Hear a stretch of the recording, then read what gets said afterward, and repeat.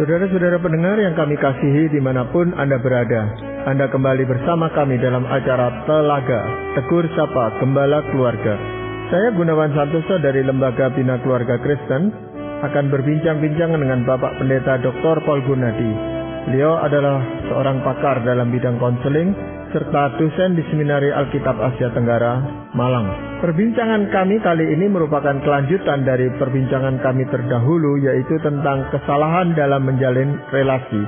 Kami percaya acara ini pasti bermanfaat bagi kita sekalian, dan dari studio kami mengucapkan selamat mengikuti. Pak Paul, pada kesempatan yang lampau kita membicarakan tentang kesalahan dalam menjalin relasi. Pak Paul katakan setidaknya ada empat pasang hal yang perlu diperhatikan di dalam menjalin relasi. Nah, kita baru berbicara 2 pasang, itu pun belum sempat sampai tuntas gitu Pak Paul. Nah, kita akan lanjutkan perbincangan pada kesempatan ini. Namun supaya para pendengar kita mempunyai gambaran yang lebih lengkap, Pak Paul bisa secara singkat menjelaskan apa yang kita perbincangkan pada kesempatan yang lalu gitu Pak Paul. Apa yang terjadi dalam relasi berpacaran seringkali dibawa masuk ke dalam pernikahan itu sendiri. Jadi kalau dalam masa berpacaran kita telah membentuk pola-pola kehidupan yang tertentu, pada akhirnya nanti itu akan masuk ke dalam pernikahan dan juga akan memberi dampak pada relasi kita. Maka kita harus menjalani masa berpacaran itu dengan benar atau sehat, sehingga pada akhirnya kita bisa menuai benih-benih sehat dalam pernikahan kita pula. Nah, kita telah bahas bahwa dalam masa berpacaran dituntut adanya kejujuran dan keterbukaan. Kita mesti menyingkapkan yang sebenarnya kepada pasangan dan harus mentargetkan seiring dengan berjalannya waktu, kita ini makin terbuka, yaitu menyingkapkan sebanyak-banyaknya kepada pasangan sehingga dia makin mengenal siapa kita. Kita juga membahas bahwa dalam masa berpacaran kita perlu menjunjung tinggi kesalehan dan kekudusan. Kesalehan sudah tentu adalah kehidupan rohani, kehidupan yang akrab dengan Tuhan sehingga kita nanti bisa berjalan dalam kehendak-Nya. Namun kita juga harus menekankan kekudusan, karena kalau misalnya sampai kekudusan ternoda, itu bukan saja melanggar perintah Allah yaitu perzinahan, tapi itu juga nanti berdampak pada relasi pernikahan kita. Yaitu misalnya kita nantinya kurang percaya pada pasangan kita nanti kurang menghargai pasangan kita, dan kita juga sering merasa tidak aman dalam relasi ini karena telah terjadi hal yang memang melanggar kekudusan itu. Kita selalu bertanya-tanya, apakah pasangan kita nanti akan meninggalkan kita? Dan jadi akhirnya relasi yang tadinya baik dan kuat sekarang menjadi lemah. Nah, maka kita harus berjaga jangan sampai relasi kita itu kehilangan kekudusannya. Padahal menjaga kekudusan ini bukan sesuatu yang mudah Pak Paul. Karena batas-batasnya pun kadang-kadang kita tidak tahu dengan jelas yang mana yang disebut kudus, yang mana yang disebut tidak kudus gitu Pak Paul. Nah, upaya-upaya apa yang bisa kita lakukan atau dilakukan oleh mereka yang sedang berpacaran ini agar kekudusan itu tetap terjaga? Karena nanti sampai ke pernikahan pun mereka harus tetap menjaga kekudusannya masing-masing Pak Paul. Betul sekali Pak Gunawan. Yang pertama adalah kita harus mengundang Tuhan masuk ke dalam relasi kita sejak awal. Kita mesti menjadikan Tuhan sebagai orang ketiga yang senantiasa hadir dalam relasi kita. Jadi jangan abaikan waktu untuk berdoa bersama, kesadaran akan kehadiran Tuhan di tengah kita dapat menolong kita menghalau godaan seksual. Jadi kalau relasi kita itu hampa dengan kehidupan rohani, kita nggak berdoa bersama, kita nggak berbakti bersama dan sebagainya, nah maka godaan seksual itu akan makin besar. Tapi kalau kita terus menghadirkan, mengundang Tuhan agar ada dalam relasi kita, maka kehadiran Tuhan itu juga akan menolong kita ingat untuk jaga kekudusan. Nah, selain kita secara sadar mengundang Tuhan di dalam relasi ini, apakah perlu sebagai pasangan yang baru saling menjajaki ini mengundang orang lain gitu Pak Paul? Sangat baik ide itu Pak Gunawan. Jadi kita juga perlu memiliki sebuah relasi pertanggungjawaban dengan seorang mentor atau kakak pembimbing. Kita harus bersedia bertemu dengannya secara berkala, misalkan sebulan atau 2 bulan sekali, dan melaporkan status relasi kita. secara spesifik kekudusan kita. Ingatkan bahwa kita harus mempertanggungjawabkan perbuatan kita kepada seseorang. Nah, ingatan ini akan dapat membantu kita menjaga kekudusan. Karena kalau kita mau melangkah terlalu jauh pun, kita akan ingat, bulan depan saya harus mempertanggungjawabkan ini kepada kakak pembimbing saya. Nah, bagaimana ini saya harus mengatakannya? Jadi, ingatan itu sendiri menolong kita untuk berjaga-jaga. Memang ini agak jarang dilakukan, Pak Paul, ya, terutama di sini, karena juga agak sulit mencari orang yang bisa dipercaya sebagai kakak pembimbing kita gitu, Pak Paul. Memang hal ini nggak terlalu terbiasa di sini, tapi saya kira ya kita bisa kok langsung meminta seorang kakak pembimbing, ya, kakak rohani kita untuk menjadi orang, kepadanya kita datang untuk mempertanggungjawabkan perbuatan kita. Karena waktu saya berpacaran, saya dan istri saya juga bergumul dengan hal kekudusan, maka kami menyadari hal ini. Nah, sekarang kami membuka diri, kami mau memberikan kesempatan kepada orang untuk datang kepada kami dan bercerita. Jadi kami memang di sana juga membimbing, ada pasangan yang dalam masa berpacaran dan kami secara berkala ya akan bertemu, dan setiap kali kami bertemu saya akan menanyakan hal kekudusan ini. Dan ya itu mereka dengan jujur berbagi dengan kami pergumulan mereka, tapi sekaligus mereka juga mengatakan bahwa karena tahu ya bahwa kami akan bertemu secara berkala, mereka jadinya lebih berhati-hati karena tahu nanti ya harus dipertanggungjawabkan. Jadi ini adalah saya pikir suatu konsep yang penting ya, yang baik. Hal lain yang bisa dilakukan apa, Pak? Sedapat-dapatnya jauhkan kontak fisik dan hindarkan tempat yang memberi kita kesempatan untuk berbuat terlalu jauh. Jangan sungkan untuk menolak ajakan atau sentuhan yang melanggar batas. Lebih baik takut berdosa dan terlihat kolot dan kaku daripada terjeblos ke dalam dosa. Salah satu hal yang sering diungkapkan oleh orang adalah kenapa kok dia membiarkan sejauh itu. Seringkali tuh apalagi pihak yang wanita, dia berkata ya karena nggak enak, sungkan, ya nolak. Jadi akhirnya udah diamkan saja, padahalnya dia sebetulnya tuh nggak mau. Nah, jadi memang penting sekali kita ini berani ngomong apa adanya dan jangan takut untuk melukai hati pasangan. Sebab apa yang kita lakukan ini adalah sebuah investasi untuk pernikahan kita kelak. Mungkin yang perlu diperhatikan adalah caranya menolak atau caranya memberitahukan itu, Pak Paul, supaya pasangannya itu jangan tersinggung gitu, Pak Paul, ya. Betul ya. Jadi kita harus sampaikan dengan halus ya supaya nggak membuat dia merasa terhina. Ya, mungkin ada hal lain lagi yang bisa dilakukan, Pak Paul? Pada akhirnya jangan berhenti bergumul. Jangan putus asa. Jangan berkata bahwa Tuhan tidak lagi peduli. Enggak ya, Tuhan itu peduli dan Ia akan menerima kita yang babak belur bergumul dengan dosa. Sebaliknya, jangan meremehkan Tuhan dan jangan berkata bahwa oh Tuhan pasti mengerti, maka ya Dia membolehkan kita berhubungan seksual sebelum nikah. Tidak ya, Tuhan telah memberi perintahnya dan Ia tidak memberi kita perkecualian. Apa yang tidak boleh ya tidak boleh. Nah, jadi jangan sampai kita ke ekstrem yang satu atau ekstrem yang satunya. Kadang-kadang karena kita udah gagal, kita terlalu jauh berbuat, udah dah percuma dah, udah dah tanggung dah. Tuhan juga pasti udah marah, nggak peduli lagi dengan kita. Jangan begitu. Sekaligus juga jangan menggampangkan Tuhan. Pasti Tuhan nggak apa-apa kok. Ada hal-hal yang lain yang lebih serius. Ini kok bukan hal serius. Jangan. Kalau hal ini nggak serius, Tuhan nggak akan mengatakan jangan.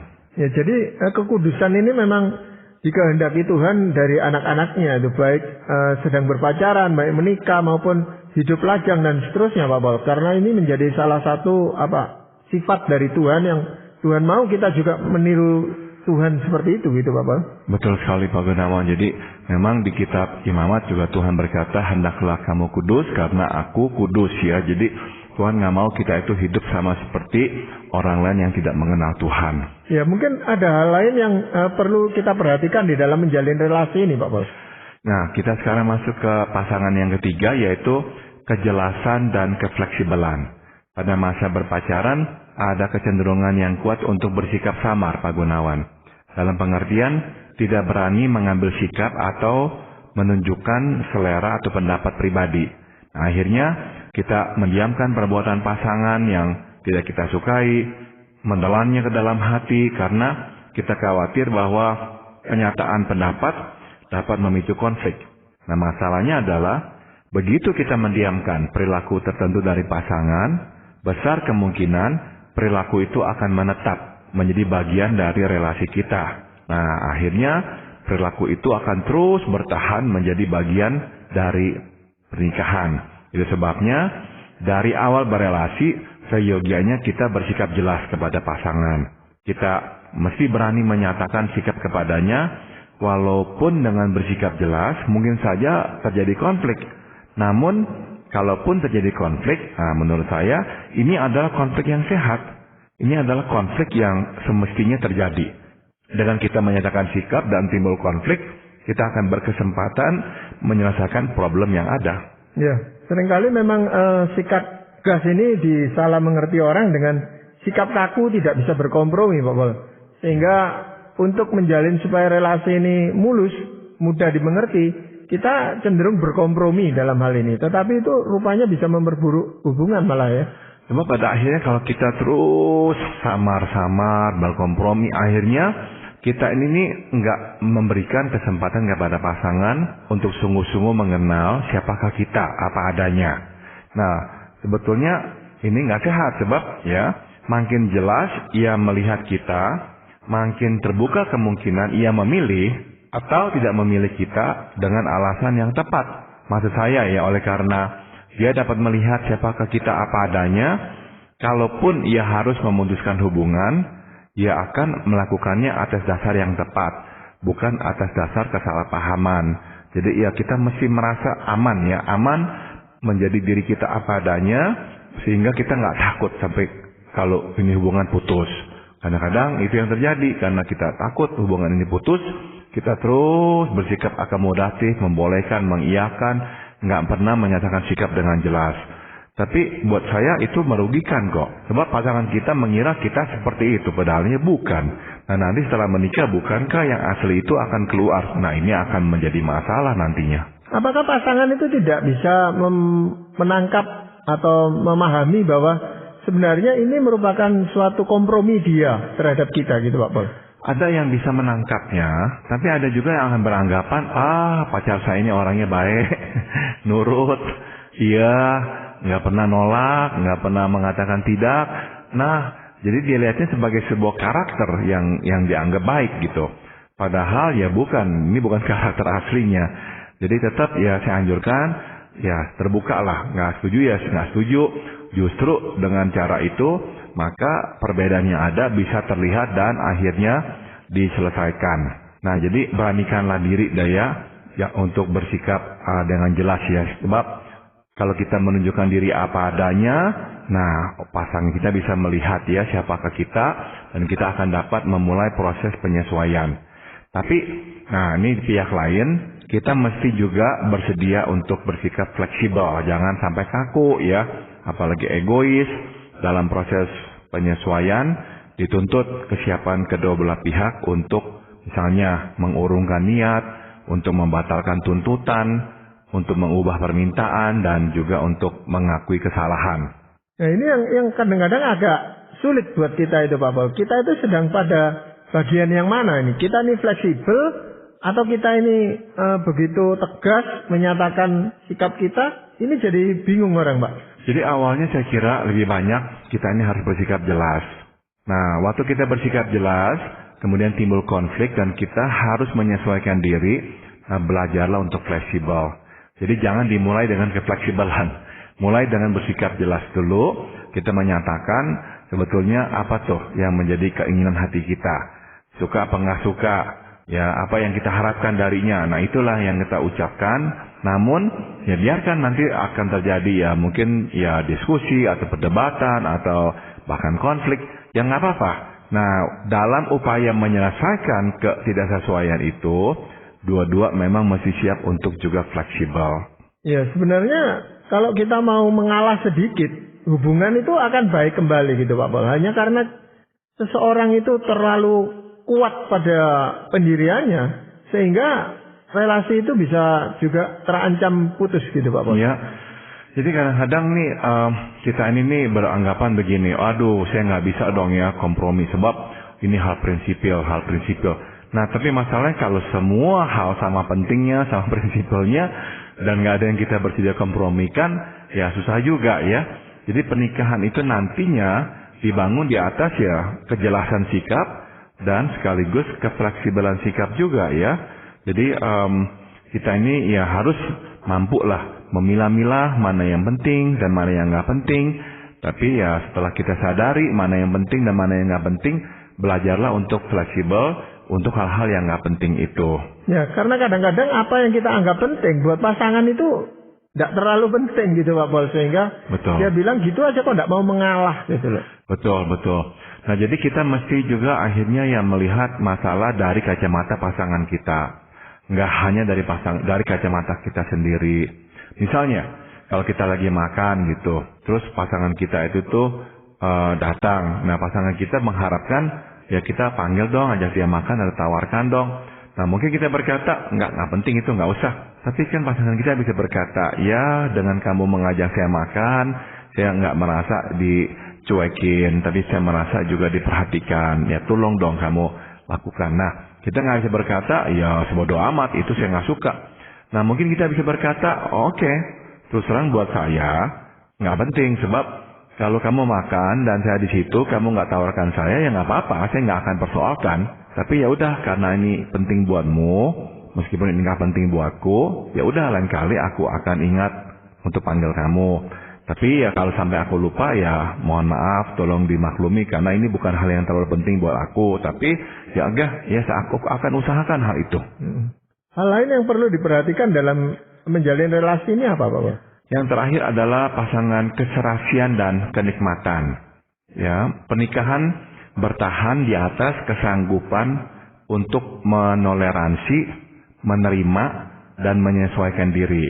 Nah, singkat kata, bila kita tidak bersedia ya untuk menoleransi, menerima, dan menyesuaikan diri, sesungguhnya kita tengah berada di ambang kehancuran. Sungguh pun demikian, kita mesti mengingat bahwa pernikahan juga harus bertumbuh, bukan hanya bertahan. Nah, untuk dapat bertumbuh, dituntut adanya keserasian dan kenikmatan. Yang saya maksud dengan keserasian adalah kesamaan minat. Ya memang nggak mungkinlah kita menemukan orang dengan kesamaan minat pada semua bidang. Sudah tentu akan ada perbedaan minat. Namun untuk dapat membangun pernikahan, dituntut adanya kesamaan minat dalam banyak hal. Singkat kata, bila kita mendapati bahwa pasangan kita begitu berbeda sehingga dalam hampir segala lini kehidupan kita berbeda, besar kemungkinan pernikahan kita akan mudah rapuh. Nah ini unsur keserasian yang mesti kita perhatikan pada masa berpacaran. Sebenarnya memang ada banyak hal yang melatar belakangi seseorang supaya seseorang itu bisa serasi gitu Pak Poles. Misalnya saja dalam hal budaya, dalam hal kebiasaan, dalam hal ekonomi, dalam hal pendidikan. Itu kan yang membuat orang serasi dan tidak serasi itu. Kalau misalnya saja dalam bidang pendidikan, jaraknya terlalu jauh, perbedaan itu kan juga sulit untuk serasi. Demikian juga dengan faktor ekonomi, hubungan sosial dan sebagainya. Itu kan semuanya berpengaruh Pak Bos. Sangat-sangat berpengaruh Pak Gunawan ya. Jadi tadi Pak Gunawan sudah katakan, minat itu sangat dipengaruhi baik oleh latar belakang pendidikan, tingkat kecerdasan, ataupun latar belakang ekonomi. Itu tepat sekali Pak Gunawan. Jadi memang orang dengan latar belakang pendidikan, tingkat kecerdasan, dan latar belakang ekonomi yang sama cenderung mengembangkan kesamaan minat. Itu sebabnya ya seyogianya lah kita memilih orang dengan latar belakang pendidikan, tingkat kecerdasan, dan latar belakang ekonomi yang lebih sederajat sehingga kita dapat menemukan banyak kesamaan minat dan membangun lingkup kehidupan yang serupa. Ya, sebagai contoh nih, apabila ya misalnya kita ini gemar membaca karya ilmiah, tapi pasangan kita gemar menonton sinetron. Nah, tidak bisa tidak akan ada perbedaan mencolok dalam banyak hal lainnya. Nah, perbedaan ini tentu membuat kita sukar berbicara panjang lebar akan minat masing-masing. Yang nonton sinetron akan mau bicarakan sinetron. Nah, kita nggak suka, nggak bisa ngomong tentang sinetron. Kita suka baca buku karya ilmiah, pasangan kita nggak suka, kita nggak bisa ceritakan kepada dia apa yang telah kita baca juga. Temuan-temuan baru yang telah ditemukan kita mau bagikan kepada dia, dia juga nggak, bukan hanya nggak baca, tapi juga nggak minat mendengarkan. Jadi sekali lagi, ya tingkat pendidikan, latar belakang ekonomi, dan tingkat kecerdasan itu berpengaruh besar di dalam pengembangan minat.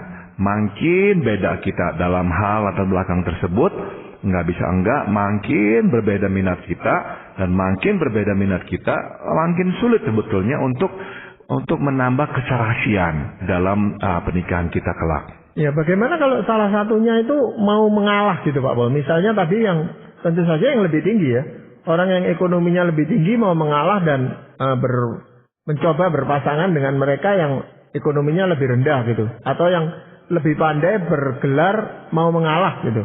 Apakah unsur mengalah ini bisa memperbaiki relasi Pak Paul? Sudah tentu akan memperbaiki relasi Pak Gunawan ya. Kalau kita udah sadari memang ada perbedaan, ya udah kita terima, kita nggak memaksakan dia untuk mengikuti minat kita dan sebaliknya ya. Nah sudah tentu kalau ada yang mengalah, nah itu akan memudahkan. Namun tetap memang nggak terlalu gampang Pak Gunawan. Sebab misalkan saya kasih contoh tentang tingkat kecerdasan. Tingkat kecerdasan yang rendah cenderung melahirkan cara berpikir yang sederhana dan kadang-kadang kaku. Ya, jadi orang yang tingkat kecerdasannya rendah itu cenderung kaku karena ya dia melihat sesuatu ya dari kacamatanya sendiri, susah untuk dia itu dengan lincah melihat sudut pandang yang lainnya. Nah, akibat tingkat kecerdasan yang terbatas, dia itu nggak bisa melihat dari berbagai sudut, pola pikirnya hitam putih dan nggak mudah berubah. Nah, akhirnya waktu berdiskusi dengan kita, ada hal-hal yang kita ingin tunjukkan kepada dia, susah. Mental lagi. Jadi akhirnya ya lama-lama ya kita juga bisa enggan juga ya bicara atau diskusi dengan dia. Sedangkan banyak hal yang harus diputuskan bersama. Nah, biasanya yang terjadi kalau udah seperti itu, kita nggak lagi konsultasi Pak Gunawan. Udah kita putuskan sendiri dah. Habis kalau diskusi panjang lebar, kita berusaha lagi menjelaskan. Kita udah kebayang dah sebelum mendiskusikan sesuatu, aduh ilah nih bakalannya panjang nih. Sampai kapan nih, berhari-hari nih. Nggak ada waktu lagi, udah dah. Nah, kita ambil keputusan sendiri. Berarti apa? Merengganglah hubungan kita dengan pasangan kita. Ya, dan itu juga berdampak pada hubungan sosial kita gitu Pak Paul. Kadang-kadang kita tidak berani atau tidak mau bahkan mengajak pasangan kita itu untuk bergaul dengan orang-orang yang kurang serasi gini Pak Paul jadinya. Betul sekali. Jadi unsur keserasian itu penting sekali ya Pak Gunawan. Ya, jadi selain keserasian Pak Paul, faktor lain yang berpotensi menumbuhkan relasi apa Pak Paul? Yang lain adalah faktor kenikmatan Pak Gunawan. Pernikahan baru dapat bertumbuh bila kita dapat menikmati kebersamaan dengan pasangan. Sebaliknya jika kita tidak dapat menikmati kebersamaan dengan pasangan, nah mustahil relasi dapat bertumbuh. Apabila kita menemukan kecocokan, nah tidak, kita akan senang bersamanya. Kita akan menanti-nantikan waktu untuk bersamanya. Kita tidak sabar untuk berbagi dan bercerita. Kita ingin dapat mendengar suaranya dan menghabiskan waktu bersamanya. Nah, inilah pertanda bahwa kenikmatan sudah menjadi bagian dari relasi. Jadi kita bisa menikmati kebersamaan kita bisa melakukan hal yang menjadi minat kita bersama dan menikmati ya waktu bersama dengan dia. Nah, inilah yang akan menumbuhkan sebuah relasi Pak Gunawan. Nah, ini biasanya terjadi ketika masa pacaran, tetapi makin lama makin pudar itu setelah pernikahan gitu Pak Paul. Seringkali itu terjadi ya. Jadi banyak orang pada masa berpacaran menemukan kesamaan dan bisa melakukan hal-hal ini bersama-sama dan menikmatinya. Setelah menikah, ada anak, tanggung jawab dan sebagainya, maka dipangkaslah kebersamaan itu. Maka ya kita mesti berjuang keras Pak Gunawan. Berjuang untuk menetapkan misalnya jadwal, supaya kita masih bisa bersama dengan pasangan, secara berkala melakukan hal-hal yang kita juga senangi bersama. Nah, hal-hal itu tuh akan menjadi perekat relasi kita. Kalau orang tetap dalam pernikahan, sama-sama serumah, tapi nggak ada lagi tuh hal-hal yang dapat dilakukan bersama-sama yang dinikmatinya. Nah, nggak bisa enggak, relasi itu sebetulnya udah sangat kering sekali. Ya, jadi sebenarnya pada saat berpacaran, kenikmatan itu tumbuh dengan sendirinya. Tetapi pada saat pernikahan, ini harus diusahakan. Betul sekali Pak Gunawan. Jadi kita mesti menjaganya, karena kalau enggak, lama-lama ya akan tersapu bersih oleh tuntutan kehidupan. Ya, seberapa penting Pak Paul faktor kenikmatan itu setelah kita menikah gitu Pak? Saya kira penting sekali Pak Gunawan, karena sekali lagi inilah yang akan nanti ya menumbuhkan kasih sayang, menumbuhkan keintiman, dan benar-benar menjadi perekat hubungan kita ya. Makin banyak hal-hal yang bisa kita kerjakan bersama, kita menikmati kebersamaan, saya kira makin kuat ya relasi kita itu.